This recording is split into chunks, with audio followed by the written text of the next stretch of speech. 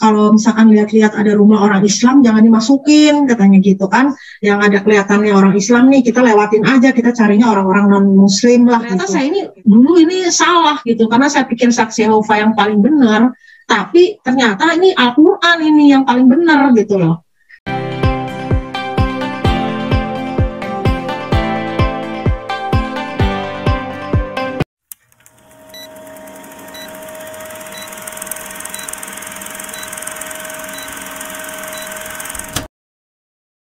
Assalamualaikum warahmatullahi wabarakatuh. Bismillahirrahmanirrahim. Rabbi shrah li sadri wa yassir li amri wahlul 'uqdatam min lisani yafqahu qawli. Jadi Iwan Villa mungkin udah ada yang pernah mendengar mengenai perjalanan hijrah saya dari seorang mantan kafir, ya boleh dibilang mantan kafir lah ya, saksi Yehova gitu. Dulunya sebelum saksi Yehova saya sempat Buddha, karena saya sekolah di Buddha waktu dari TK sampai SMA tuh sekolah Buddha, jadi otomatis saya Buddha gitu. Dan kebetulan mama saya juga kan Konghucu sih, saya sempat diajak ke kelenteng seperti itu kan, karena saya keturunan Tionghoa, diajak ke kelenteng. Terus terakhir mama saya masuk Buddha Jepang, nah saya juga sempat diajak juga tuh ke Buddha Jepang tuh. Saya belajar juga, bukan belajar sih apa sih, ya diikut-ikut lah, masih kecil gitu kan, suruh sembahyang gitu ya, ikut mama sembahyang gitu kan, ada kayak baca-bacaannya lah, doa-doanya pakai bahasa Jepang tapi tulisan Latin gitu. Saya sampai hafal juga itu di buku doanya kecil kan, karena pagi baca doa itu gitu ya, terus siang, pagi, sore, kalau nggak sehari pokoknya 3 kali lah doanya, sampai hafal juga gitu saya, karena sering ikut, ada perkumpulannya saya juga disuruh ikut, namanya masih kecil kan belum terlalu memikirkan agama lah, jadi masih ikut-ikut orang tua gitu. Nah pas sudah mulai SMA, saya waktu itu kan karena ikut pelajaran agama Buddha disuruh ke wihara di Mangga Besar waktu itu. Nah ikut-ikut aja, ikut sembahyang. Nah teman saya sebangku saya nih, teman deket lah ya, namanya Lilis tuh, saya masih ingat, Lilis Suryani. Nah dia tuh ngomong ke saya satu kali nih, katanya nama saya kan sebelum jadi muslimah kan Frida ya, aslinya kan Frida, sekarang kan Siti Farida Mutmainah atau Sifana. Nah jadi saya dulu Dak gitu, dia manggil saya Dak gitu, Dak, bukan Dak, Frit, kalau saya panggil sekolahnya Frit, lu mau nggak belajar Alkitab yuk katanya, gua lagi belajar Alkitab nih sama Cici kata dia bilangnya Cici, kata dia pikir orang Cina padahal orang Batak gitu ya, orang Batak kan putih-putih kan, sama Cici nih baik orangnya nih, lu belajar mau nggak, gratis kok kata dia. Kayak gimana sih, saya nggak tahu Alkitab sama sekali, nggak tahu tentang Alkitab, tentang Bible gitu ya, nggak tahu saya. Oh iya, boleh lah, saya memang suka main ke rumah si Lilis ini di daerah Laksa situ, Jembatan 5 kan. Diajakin saya ke rumah dia tuh, terus denger aja, oh kayak gini. Saya nggak tahu itu saksi Yehova, nggak tahu awalnya. Saya pikir belajar Bible gitu kan. Ya udah belajar. Nah udah gitu, ternyata saya dengar oh ini nama Allah itu Yahweh, katanya YHWH atau Yahweh atau Yehova. Ada di kitab apa tuh di bilangan apa ulangan gitu, masalah tulisannya huruf besar semua itu Tuhan. Itu katanya itu Yahweh itu aslinya, cuma diganti sama LAI jadi Tuhan huruf besar semua kata dia gitu. Aslinya tuh bahasa Ibrani tuh Yahweh, kata nama Allah kita itu Yahweh, kata mereka begitu kan. Nah udah, terus mereka mengajarkan Yesus itu utusan gitu kan, bukan Tuhan. Nah menurut saya ini ajaran ini masuk logika saya lah gitu kan. Saya sih belum tahu secara mendetail mengenai ajaran kekristenan selain saksi Yehova, cuman pas saya dengar sih memang pas sudah mulai besar gitu saya sempat waktu itu kan ke gereja GKI juga. Nah di situ kan memang mereka akan menuhankan Yesus tuh. Saya bandingkan dengan SYC, kok SYC nggak menuhankan Yesus nih. Nah menurut saya justru lebih masuk di akal ajaran dari SYC gitu loh, dari saksi Yehova ini kan. Nah terus saya belajar, tapi saya dengar lagi mama saya bilang ini, lu saksi Yehova tuh sesat, ngapain lu belajar saksi Yehova gitu kan. Saya pikir sesat apanya gitu kan, mereka orangnya baik kok. Terus kan ajarannya juga masuk akal gitu ya menurut saya waktu itu kan. Nah udah gitu udah saya belajar. Terus saya mah kan orangnya termasuk religius ya, kalau saya udah satu agama menurut saya itu benar, saya terus gitu. Jadi saya nggak peduli apa kata orang mau sesat kayak apa kayak, menurut saya itu udah ajaran itu benar, ya udah saya belajar terus gitu. Jadi saya orangnya nggak pernah mempermainkan masalah soal agama lah gitu, serius gitu. Nah udah belajar sampai dibaptis, terus begitu udah dibaptis. Nah, saya mulai itu diajarin jawab pertanyaan dulu tuh. Udah selesai 2 buku saya belajar, jawab pertanyaan, ada 100 pertanyaan kalau nggak salah sebelum dibaptis. jawab pertanyaan, terus baptis, baru saya diajarin tuh boleh diikut-ikut mengabar dari rumah ke rumah gitu. Jadi saya ya disuruh jadi penginjil lah, karena menurut mereka itu kan di dalam Bible katanya dikatakan kita harus memberitakan Injil kepada Yesus kan berkata katanya pergilah jadikanlah semua bangsa muridku gitu kan. Kenapa kita nggak pergi, kita di rumah aja ya, kita harus pergi, kata mereka harus mengabar katanya. Ya udah saya ikut tuh mengabar, walaupun saya masih junior kan, masih junior, jadi saya ikut senior saya berdua cewek juga gitu. Mereka yang junior senior ini yang mengetuk pintu gitu kan. Terus saya juga diajarin Buddha, Kristen, Hindu apapun itu boleh kecuali Islam. Saya juga nggak bertanya kenapa sih nggak boleh orang Islam. Cuman saya dengar mereka bilangnya karena orang Islam itu kan katanya nggak boleh ada keyakinan mereka itu nggak boleh kita ngajak masuk orang ke agama kita gitu loh. Jadi kan kita tinggal di negara yang mayoritas Islam gitu kan. Jadi kita sebaiknya yang menghindari konflik seperti itu gitu loh. Karena kan nggak boleh, dalam Islam kan memang nggak boleh kita mengajak orang masuk ke agama kita gitu. Ya kan, atau orang lain ngajak kita masuk ke agama dia kan juga nggak boleh gitu kan.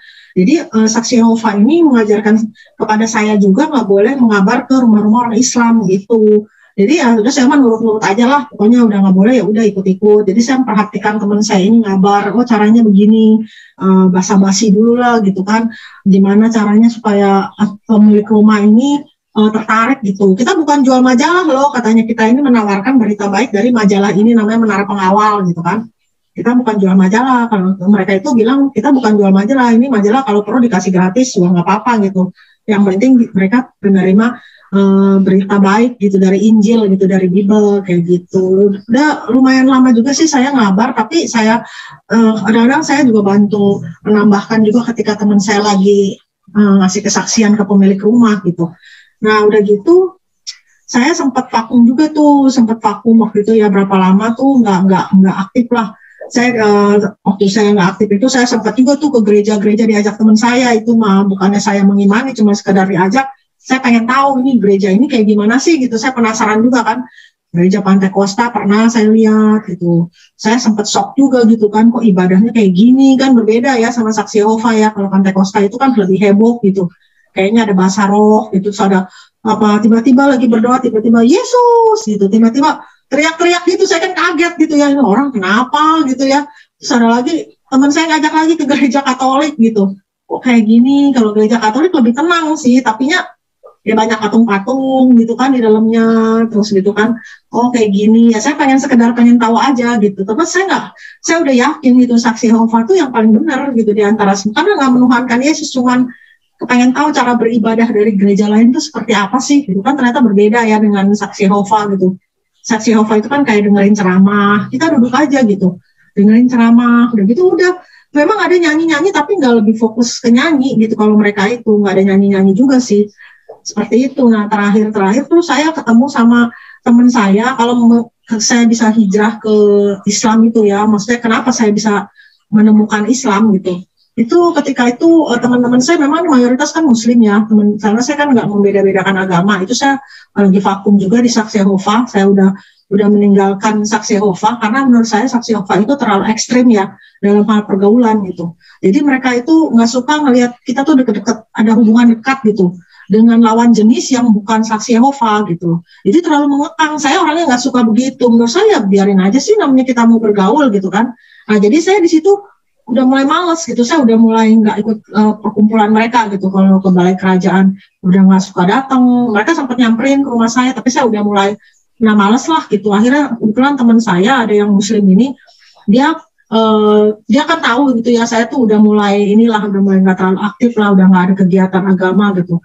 Memang dia suka ngasih link-link YouTube itu dari Dr. Zakir Naik ke saya juga gitu kan. Saya kan karena dia tahu saya udah nggak aktif di Saksi Yehova mungkin ya udah kayak agnostik gitulah kurang lebih ya. Karena menurut saya agama tuh nggak ada yang benar kecuali Saksi Yehova, tapi saya nggak bisa menerima Saksi Yehova itu memberikan peraturan seperti itu gitu kan. Nah saya jadi udah pikir ya udahlah, biarinlah, saya mendingan kayak begini aja gitu ya. Jadi saya masih karena belum tahu tentang Islam juga waktu itu kan. Nah teman saya ini ngasih link tentang Dr. Zakir Naik itu. Nah dia saya nggak mau lihat apaan sih ini link-link ginian, terus dia bilang coba dia lu lihat aja itu mah, ini kok diskusi kata dia gitu kan. Saya lihat-lihat, Oh iya, oh ini dokter Zakir Naik dia lagi kayak diskusi sama orang-orang dari Kristen, ada Hindu, ada Buddha, segala macam kan ada. Saya nontonin semua kayaknya dari awal yang nggak tertarik gitu sampai akhirnya saya nontonin itu semua video dokter Zakir Naik gitu karena saya lihat dokter Zakir Naik ini ya, ini bukan orang bodoh, dia tuh orang pinter gitu. Dia sudah menyelidiki semua kitab suci kan, namanya bisa jadi dokter kan, nggak mungkin orang bodoh gitu. Dia menyelidiki semua kitab suci, terus dibandingkan dengan Al-Quran tuh ternyata Al-Quran ini yang paling nggak ada kontradiksi gitu. Nah saya di situ mulai berpikir, oh tadinya saya pikir saksi Yehova yang paling benar ya. Ternyata ini Islam ini yang paling benar gitu loh. Karena saya lihat dari kitab sucinya ternyata patokan suatu agama itu ya kan. Bukan masalah karena nggak menuhankan Yesus, tapi lihatnya dari kitab sucinya. Karena dalam Islam sendiri juga mengimani Nabi Isa atau Yesus gitu. Cuman kan nggak sebagai Tuhan, tapi sebagai utusan sama kayak saksi Yehova. Tapi saksi Yehova ini nggak mengimani Al-Quran gitu loh. Mengimaninya kan Bible, kalau dia kan ada terjemahan dunia baru kan kalau saksi Yehova. Nah kalau Bible, kalau dibandingkan dengan Al-Quran, ini kan Al-Quran yang istilahnya yang nggak ada kontradiksi lah setelah diselidiki oleh dokter Zakir Naik ya, kalau punya melakukan studi perbandingan agama itu kan, dia punya institut gitu lah, institut untuk menyelidiki semua kitab suci dokter Zakir Naik kan. Ternyata Al-Quran ini yang paling nggak ada kontradiksi gitu, dan juga banyak yang kayak misalkan ada laut dua rasa seperti itu yang belum diketemukan udah dicatat di Al-Quran. Dalam mata saya di Bible kan nggak ada kayak gini-ginian gitu kan, nggak ada seperti dalam Al-Quran. Dari situ saya mulai bukannya Bible maksudnya, karena Bible itu memang awal-awalnya sih kayak kan memang umat Islam ini harus mengimani juga kitab sebelumnya ya, kayak Injil, kayak Taurat, Zabur, Injil gitu kan. Tapi kan kalau kitab-kitab itu kan hanya untuk pada zaman itu gitu loh, bukan untuk segala zaman gitu. Kalau Al-Quran ini kan untuk sampai akhir zaman gitu, jadi nggak lekang oleh waktu gitu loh. Jadi selalu update, selalu up to date gitu. Untuk sampai saat ini juga itu nggak bisa berlaku gitu loh. Maksudnya nggak ada batasan untuk semua makhluk hidup gitu. Maksudnya kalau kayak misalkan Yesus itu kan diutus hanya untuk Bani Israel. Nah tapi kalau Nabi Muhammad SAW kan untuk seluruh umat manusia gitu kan. Nah jadi dari situ saya, oh iya berarti saksi Yehova itu salah ya, maksudnya masih benar, yang paling benar ya cuma Al-Quran gitu loh. Ya kan saksi Yehova juga nggak mengimani Nabi Muhammad, nggak mengimani Al-Quran. Nah itu di situ letak kesesatan mereka, walaupun mereka itu tauhid gitu kan, nggak menuhankan Yesus, tapi tetap yang agama itu kan kalau di sisi Allah cuma Islam. Nah dari situ saya merasa yakin, oh ternyata nih pilihan saya ini dulu ini nih saksi Yehova itu yang saya anggap paling benar itu ternyata salah juga gitu loh. Ternyata ya Islam yang seharusnya dari awal saya pelajari gitu loh. Seperti itu sih Aki kurang lebih. Terus pada akhirnya menemukan kebenaran Islam itu dan akhirnya bersyahadat itu gimana ceritanya itu? Ya itu teman saya bilang ya, kalau kamu sudah merasa yakin ya sebaiknya ya kamu harus mengambil tindakan. Jadi jangan cuman ya udah yakin tapi kita nggak melakukan apa-apa. Itu kan kita kan harus memberikan kesaksian kalau kita itu beriman kepada siapa? Kepada Allah Subhanahu Wa Taala. Beriman lagi kepada siapa, kan harus menyatakan keimanan kita gitu loh. Ya kan bukan hanya sekedar dalam hati, oh ya saya percaya dengan Al-Quran, saya percaya dengan Allah, saya percaya dengan, tapi nggak memberikan kesaksian. Kita kan harus bersaksi juga kan di hadapan Allah dan di hadapan manusia gitu kan. Jadi teman saya bilang itu kita jangan menunda-nunda juga kalau memang sudah yakin, karena kita nggak tahu umur kita itu sampai kapan gitu kan. Kalau kita misalnya ntar malam kita mati, kita nggak dalam keadaan Islam, nah itu kan resikonya kayak terima sendiri gitu kan, akibatnya seperti apa kan tahu sendiri. Kalau kita mati nggak dalam keadaan Islam gitu, di Al-Quran juga kan dicatat bahwa hendaknya kita itu mati dalam keadaan Islam, karena agama yang diridhoi di sisi Allah itu cuma Islam. Nah resikonya apa ya, kita pasti akan masuk neraka gitu kan. Kalau kita nggak berpihak kepada Allah Subhanahu Wa Taala, kita berpihak berarti kepada musuhnya Allah ya kan. Makanya apa yang Allah perintahkan ya harus kita lakukan ya, dengan cara bagaimana ya, harus mengambil tindakan dengan memberikan kesaksian. Kesaksian itu disebutnya syahadat kalau dalam Islam ya kan. Syahadat itu apa gitu kan ya, mengucapkan ya dua kalimat itu ya kan, ya asyhadu alla ilaha illallah asyhadu anna muhammadar rasulullah. Jadi saya bersaksi hanya Allah satu-satunya yang layak disembah, dan hanya Nabi Muhammad ya nabi utusan Allah gitu loh. Oh kayak gitu, ya udah saya bilang gitu kan. Maksudnya ya saya sih memang udah yakin lah Islam itu yang paling benar gitu. Akhirnya saya tuh waktu itu saya sahadatnya di pondok pesantren juga di Baros di Serang 2015 itu saksinya juga ada Kiai Haji Ustadz Endai, ada lagi Pak Ustadz, ada lagi Pak Ustadz itu 2 orang kalau nggak salah jadi 3 orang saksinya gitu kan.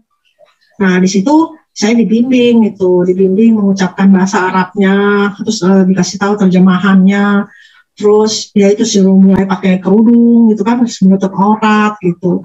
Terus saya yang kasih nama juga itu Pak Ustadznya itu Kiai Haji Pak Ustadz Ndai itu yang kasih nama nih, saya kasih nama ya, nama muslimnya Siti Faridah, kan nama kamu Frida, jadi saya kasih Faridah, kan mirip-mirip kan katanya, Siti Faridah pakai Siti terus Faridah Mutmainah. Saya bilang kok panjang banget Pak Ustadz, saya bilang itu Mutmainah itu panjang banget kayak marmut, saya bilang ada mut-mutnya bukannya marmut maksudnya itu artinya bagus, Mutmainah itu artinya tenang katanya gitu, biar kamu tuh nanti orangnya bersikap tenang katanya, berjiwa tenang, kan nafsu mutmainah artinya jiwa yang tenang gitu kan, Mutmainah itu tenang katanya, jadi kamu tuh ya semoga jadi wanita yang mandiri, kalau dia bilang wanita mandiri yang tenang, saya bilang ya amin, insya Allah saya gitu kan. Memang saya alhamdulillah ya Pak Ustadz, saya bilang saya ya berterima kasih lah dikasih nama yang bagus gitu, karena saya juga nggak tahu bahasa Arab, jadi saya pikir Mutmainah kok panjang banget gitu kan. Kalau Siti Farida kan Faridahnya ada mirip-mirip nama sih. Setelah saya bersahadat itu saya langsung masukin ke itu, suruh belajar dulu tuh di pondok pesantren, ada kan di daerah Baros, pondok pesantren Salafiyah kalau nggak salah itu ada makom juga di situ, makom keramat. Nah di situ saya belajar gitu ya, diajarin tuh sama Pak Ustadz pemilik pondok pesantrennya cara sholat gitu, maksudnya baca hafalin ya doa iftitah gitu kan, terus gerakan sholat gitu, terus gitu. Nah selebihnya saya ini sendiri tuh, saya baca dari buku petunjuk sholat itu gitu kan, ada hafalin, memang kan intinya kita harus hafalin juga kan doa-doa untuk sholat gitu ya, pada saat ruku, pada saat kita sujud, pada saat kita kan kayak doa kunut, kayak gitu tuh saya hafalin sendiri itu dari buku itu gitu loh. Walaupun saya belum bisa baca Arabnya ya, saya sempat tanya juga ke Pak Ustadz, emang kalau orang Islam tuh harus bisa baca Arab ya? Saya bilang, kata Pak Ustadznya ya nggak harus katanya, cuman kalau kita bisa baca itu kan lebih bagus katanya gitu kan, kalau kita bisa baca Arab kan lebih bagus, kita kan bisa ngaji, itu kan ada pahalanya sendiri kalau kita bisa ngaji gitu kan. Oh gitu, karena menurut saya kayaknya susah banget ya bahasa Arab, apakah saya bisa gitu belajar bahasa Arab gitu kan, tulisannya aja ngelihatnya aja udah kayak begitu gitu kan.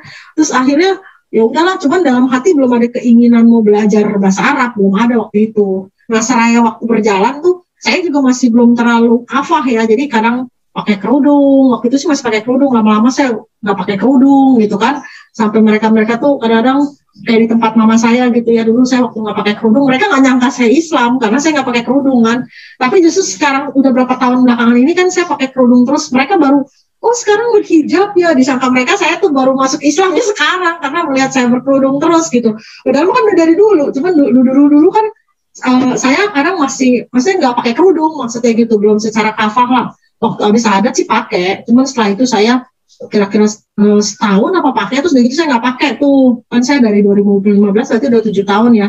Nah pas tahun yang keduanya saya udah mulai nggak pakai juga, terus nah saya mulai dapat hidayah lagi nih, udah berapa tahun terakhir, 4 tahun terakhir kali mungkin ya, saya baru pakai kerudung terus gitu. Jadi saya mulai Allah mulai kasih saya hidayah lagi gitu. Jadi waktu itu saya sholat juga masih bolong-bolong lah, maksudnya belum 5 waktu gitu ya, jadi belum secara kafah, karena ya begitulah sibuk sama dunia gitu kan, nyari duit gitu.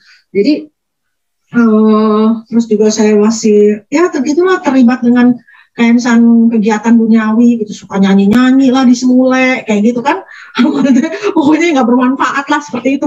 Nah terus suami saya sempat negur saya juga waktu itu kan, saya udah mulai menikah lagi gitu, dapat suami muslim, negur saya juga, kamu daripada nyanyi semule mendingan kamu ngaji gitu kan. Saya masih nggak selalu saya tanggepin gitu, suami saya orang saya demen nyanyi gitu kan, saya nyanyi aja. Udah gitu udah tuh, pas terakhir ini nih, semenjak saya bilang dapat hidayah itu, saya mulai tersadar gitu ya, kayak seolah-olah Allah tuh kayak ngasih tahu saya, kamu tuh harus nurut apa kata suami kamu gitu. Jadi istri tuh harus begitu, harus kalau suami nasihatin apa tuh harus nurut, karena saya kan orangnya keras juga ya. Jadi saya mulai mempertimbangkan, oh iyalah saya udah nggak mau nyanyi di semulai gitu kan, saya nutup aurat, pakai kerudung. Ya suami saya sih senang gitu melihat perubahan dalam diri saya gitu ya. Maksudnya udah mulai mengikuti saran suami lah gitu kan. Ya terus saya mulai pengen belajar ngaji gitu, saya panggil guru ngaji ke rumah gitu. Itu awalnya itu saya belajar ngaji juga karena saya tuh di sebelah kontrakan saya tuh suka ada majelis taklim kan, pengajian ibu-ibu. Suami saya bilang, kamu ikut pengajian tuh. Saya bilang, aduh saya pengen sih, cuma saya nggak punya baju gamis saya bilang gitu. Masa saya pengajian pakai celana panjang, saya bilang pakai kerudung, kan nggak lucu kan, orang-orang ibu-ibu pada pakai baju gamis. Saya bilang bagus, sampai pengen beli baju gamis aja, ya Allah, saya bilang nggak punya duit ya buat beli baju gamis, sampai begitu kan saya kan.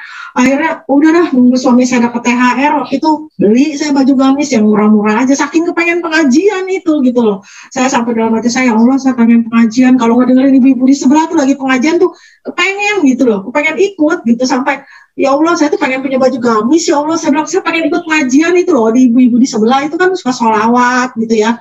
Kayaknya mungkin Allah, ya bukannya mungkin ya, memang Allah dengar gitu kan, mungkin keinginan hati saya gitu. Pas THR udahlah saya belilah baju gamis yang murah-murah gitu kan, beli aja berapa biji kayak gitu sekalian gitu kan buat saya pengajian. Akhirnya saya pengajian. Nah di pengajian itu awal mula saya tuh ketemu ibu-ibu yang bisa ngajarin saya ngaji gitu loh. Mungkin itu juga salah satu keinginan saya kan, pengen bisa ngaji. Ya Allah tuh dengar gitu, tahu gitu keinginan saya tuh pengen bisa ngaji, pengen punya baju gamis, itu tuh dipenuhin semua gitu sama Allah. Jadi saya diketemuin sama ibu-ibu pas duduk di sebelah saya, ada ibu-ibu kan. Nah dia yang mimpin pengajian itu waktu itu karena Bu Ustazahnya nggak datang. Terus saya bilang, Bu, saya kan kenalan dulu dong. Saya mau alaf Bu, oh ya alhamdulillah kan kayak gitu kan. Iya Bu, saya pengen belajar ngaji Bu, tapi saya bingung nih dari guru ngajinya siapa ya. Oh saya bisa katanya ngajarin. Saya bilang, wah alhamdulillah, itu pas sebelah saya guru ngaji gitu loh. Akhirnya ya kapan yuk kita belajar yuk. Akhirnya tiap hari tuh saya seminggu 5 hari tuh belajar sejam, walaupun cuma sejam karena dia juga sibuk kan, suka ngajarin ke tempat lain juga gitu keliling. Sejam ya, saya cuma bisa sejam aja, nggak apa-apa lah, cukup sejam, tapi kita tiap hari katanya. Oh ya udah, Senin sampai Jumat apa Senin sampai Sabtu kalau nggak salah deh, saya lupa. Oh tiap hari aja sejam. Nah di situ tuh beliau ini kebetulan memang dari lulusan pesantren gitu, udah biasa ngajar.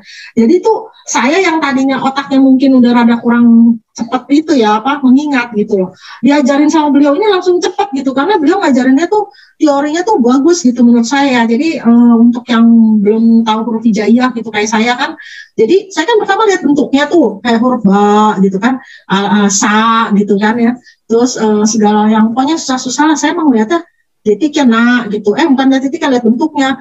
Terus saya bilang, saya nggak ingat-ingat ya, tak tukar-tukar ba sama tak tukar-tukar gitu. Kata ibu ini, jangan lihat bentuknya, lihatnya tuh titiknya, katanya. Titik di bawah itu ya, katanya, titik di atas tuh tak, kalau titiknya 2, katanya. Kalau di bawah 1 ba, di atas 1 nak. Oh gitu, iya karena kenapa kalau lihat bentuk, kalau huruf Arab tuh kalau udah disambung, kamu nggak kelihatan bentuknya lagi, katanya. Oh iya ya, saya pikir-pikir iya juga sih. Saya